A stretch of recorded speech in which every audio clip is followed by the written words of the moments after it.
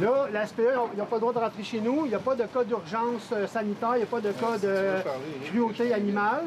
La ville de Shawinigan veut faire bouger les choses dans le dossier Éric Turgeon. Les logements du citoyen, connus pour accumuler des meubles et des objets dans ses locaux, ont été visés par des inspecteurs mardi après-midi. Les hommes cosmonautes, là, vous pouvez aller vous rhabiller puis vous en aller.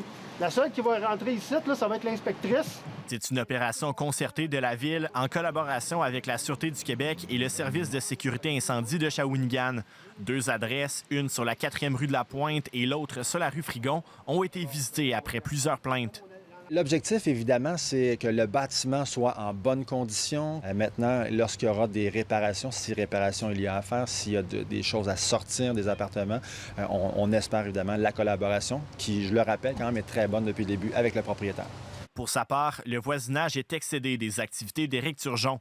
Plusieurs souhaitent son éviction des logements, dont une résidente du secteur qui en a marre de l'insalubrité.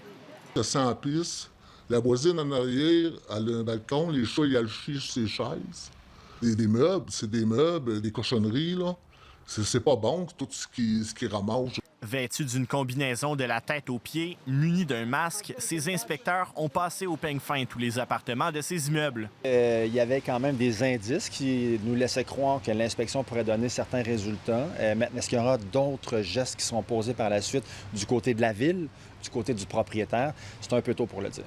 Un rapport d'inspection sera produit après ces visites. On ignore toujours ce que la ville décidera de faire après cette opération. Ici Charles Boisvert, Radio-Canada, Shawinigan.